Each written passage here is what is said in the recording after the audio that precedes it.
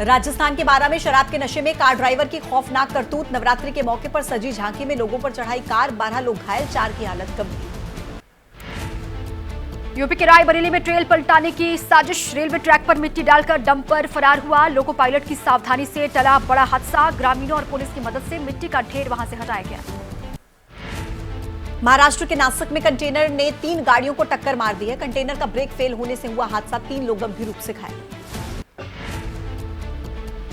Mumbai Pune highway पर बस में आग लगी। बेंगलुरु से जयपुर जा रही थी बस। आग लगने से यात्रियों में अफरा तफरी का माहौल।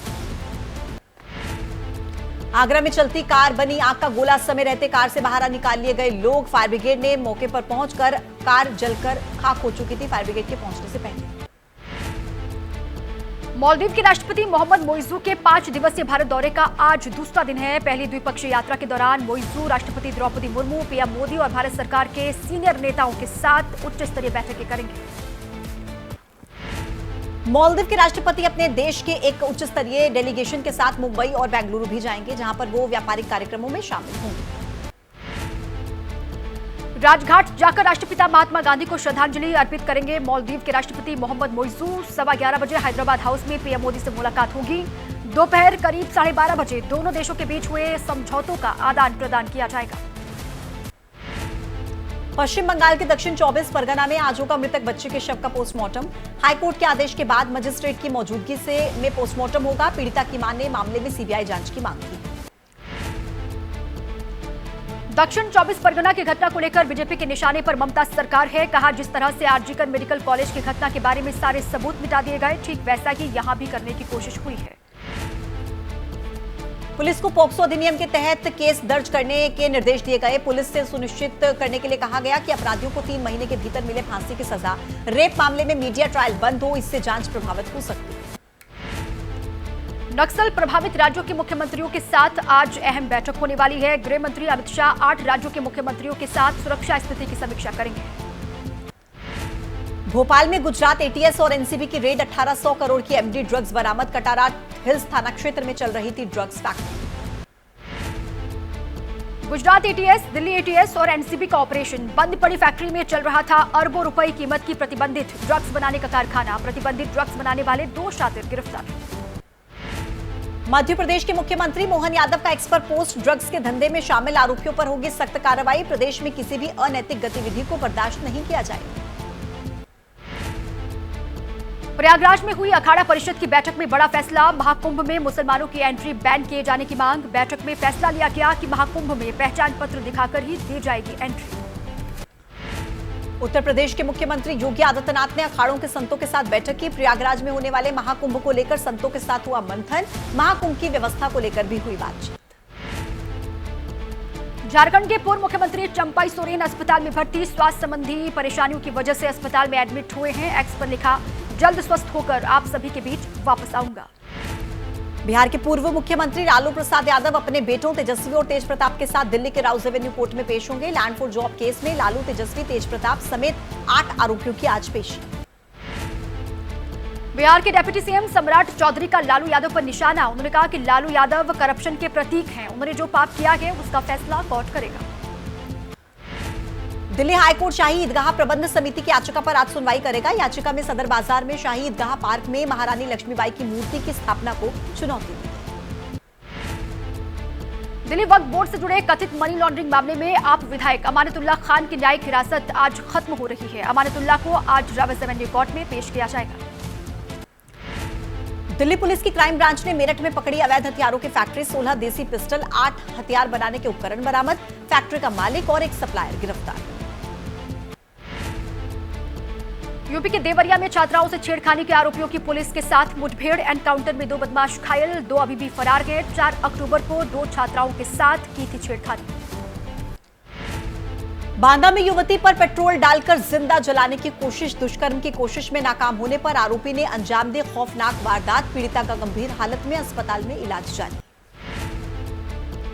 बिहार के नवादा में एसटीएफ और पुलिस का छापा। अवैध हथियार फैक्ट्री पर छापेमारी। मौके से 3 देसी पिस्टल के अर्धनिर्मित पार्ट्स और हथियार बनाने के सामान जब्त। यमुना अथॉरिटी के प्लॉट अलॉटमेंट के नाम पर धोखाधड़ी का मामला। दिल्ली पुलिस की क्राइम ब्रांच ने 2 आरोपियों को किया गिरफ्तार। अब तक 7 से 8 करोड़ रुपए की धोखाधड़ी पकड़ी।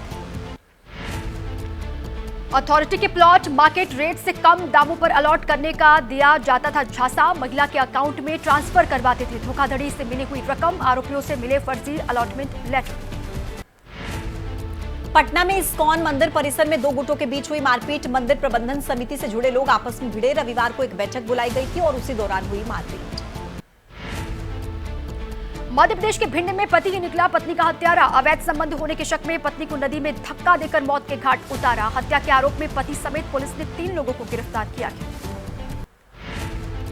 बागपत में ब्रांडेड कंपनी के नाम से पानी में धांधली। एक ही शख्स अपने घर में ब्रांडेड कंपनी के स्टिकर लगाकर तैयार कर रहा था पानी की बोतलें। जब्त की गई 2500 से ज्यादा बोतलें। यूपी के आजमगढ़ में पुलिस ने रुकवाया धर्मांतरण। सैकड़ों की संख्या में महिलाओं को इकट्ठा करके करवाया जा रहा था धर्म परिवर्तन। मौके से धार्मिक सामग्री बरामद, 3 लोग गिरफ्तार।